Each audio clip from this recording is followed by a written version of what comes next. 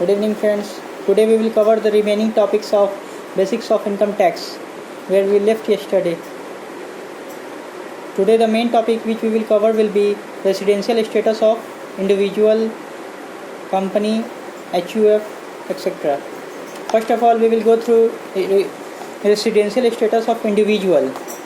Residential status of individual comes under section 6 of Income Tax Act 1961. Who will be the how we will calculate know the residential status of an individual. तो किसी भी individual का हम लोग residential status कैसे पता करेंगे. तो an individual is a resident in India if he satisfy any of the basic conditions. तो दो बेसिक कंडीशंस है, बेसिकली दो बेसिक कंडीशंस होता है. उसमें से कोई एक भी यदि बेसिक कंडीशन एक इंडिविजुअल यदि फुलफिल करता है then he will be residents of India. दो बेसिक कंडीशन में से कोई एक भी यदि फुलफिल करता है यदि कोई भी इंडिविजुअल तो वो रेसिडेंट्स ऑफ इंडिया कहलाएगा. What are these two basic conditions. तो पहला है basic condition, if he lives in India for more than 182 days more during the previous year. यदि प्रीवियस ईयर में गत वर्ष में यदि 182 डेज से ज़्यादा दिन यदि रहता है इंडिया में या 182 डेज भी रहता है तो he will be the residents of India. This is the first basic condition which he has to fulfil to be residents of India. Residents of India होने के लिए उसको पहला बेसिक कंडीशन है जो कि फुलफिल करना होगा. या दूसरा यदि दोनों में से कोई एक भी करता है तो वो रेसिडेंट्स ऑफ इंडिया होगा. तो पहला ये था 182 days. Now the next is if he lives in India for 60 days और more in the previous year and preceding previous year more 4 years for 365 days. Previous year में वो 60 दिन भी रहता है और उसके प्रीवियस ईयर के 4 साल और प्रीवियस ईयर में यदि 365 दिन पूरा यदि रहता है 365 दिन भी रहता है इंडिया में तो भी वो रेसिडेंट्स ऑफ इंडिया कहलाएगा. यानी कि हमने यहाँ देखा कि पहले यदि वो कोई भी इंडिविजुअल रेसिडेंट्स ऑफ इंडिया होने के लिए उसको दो बेसिक कंडीशन फुलफिल करना होता है. पहला है यदि वो रेसिडेंट्स ऑफ इंडिया होने के लिए पहले उसको 182 डेज या तो इंडिया में प्रीवियस ईयर में रहा हो या फिर सेकंड कंडीशन बेसिक कंडीशन था या सेकंड बेसिक कंडीशन इज यदि वो 182 डेज नहीं भी रहता है लेकिन यदि प्रीवियस ईयर में 60 डेज रहा और उस प्रीवियस ईयर के प्रीसीडिंग 4 प्रीवियस ईयर में यदि वो उससे 365 डेज भी इंडिया में रहा है तो भी वो रेसिडेंट्स ऑफ इंडिया कहलाएगा. But there is exception in 2 cases. However, in the above the period of 60 days shall be substituted by 182 days in the following cases.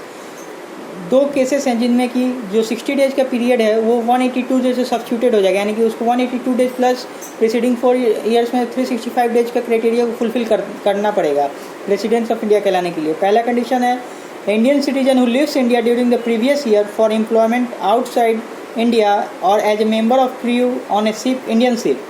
यदि वो इंडिया के आउटसाइड कोई भी यदि इंडियन जाता है बिजनेस करने के लिए बिजनेस पर्पज से तो भी उसको 182 डेज प्लस 365 डेज को क्राइटेरिया को फुलफिल करना होगा.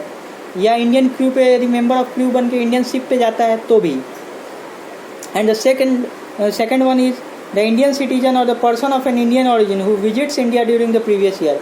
यदि कोई Indian citizen origin of Indian है, इंडियन ऑरिजिन का पर्सन है और यदि प्रीवियस ईयर में इंडिया विजिट करता है तो उसको भी दोनों फुलफिल करना होगा कंडीशन. मान ली इंडिया में रहता नहीं है लेकिन वो इंडियन ऑरिजिन का है. अब इंडियन ऑरिजिन क्या है, what is Indian origin. Indian origin is if a person is deemed to be of Indian origin if he or any of his parents or grandparents were born in undivided India. कोई भी person यदि उसके parent वो या उसके parents या उसके grand parents कोई भी यदि अनडिवाइडेड इंडिया में बॉर्न हुए हैं तो वो इंडियन ऑरिजिन का कहलाएगा. Now we will go through some important points in this topic. Residential status is determined for every year separately. हर इंडिविजुअल का रेसिडेंशियल स्टेटस हर साल अलग अलग हो सकता है, इसलिए हम लोगों को हर साल अलग अलग उसके रेसिडेंशियल स्टेटस को सेपरेटली काउंट करना होगा. हर साल अलग अलग देखना होगा वो क्राइटेरिया फुलफिल कर रहा है कि नहीं. जिस साल का हम लोग को क्वेश्चन में पूछा जाएगा या निकालना होगा तो हर साल का अलग अलग रेसिडेंशियल स्टेटस हो सकता है. किसी का हो सकता है कोई इस साल रेसिडेंस ऑफ इंडिया है तो हो सकता है अगले साल वो नॉन रेसिडेंस ऑफ इंडिया हो जाए. इसलिए हर साल हम लोगों को अलग अलग कैलकुलेट करना होगा. There is no condition that individuals should stay regularly at one place in India. और ऐसा कुछ नहीं है कि वो एक ही इंडिया में एक ही प्लेस पे रहना है उसको रेगुलरली इस रेसिडेंस ऑफ इंडिया होने के लिए. इंडिया के किसी भी पार्ट में वो जाकर रह सकता है.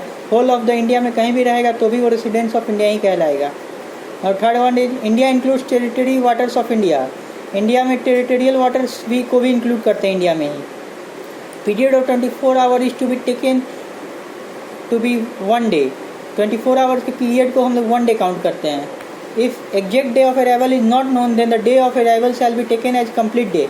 यदि एग्जैक्ट पता नहीं है कि एग्जैक्ट डे अराइवल का क्या था, तो हम लोग को अराइवल के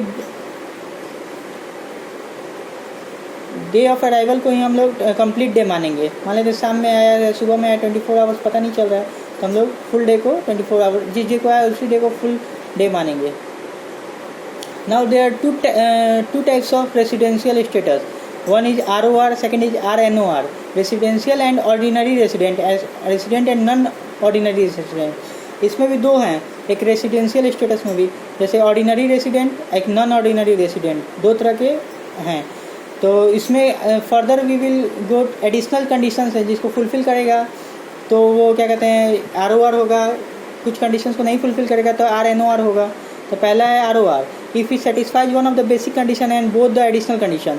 दो एडिशनल कंडीशन है, यदि दोनों किसी एक बेसिक कंडीशन को और दोनों एडिशनल कंडीशन को फुलफ़िल करता है तो ROR होगा। और RNOR कब होगा? If he satisfies one of the basic condition but not both the additional condition.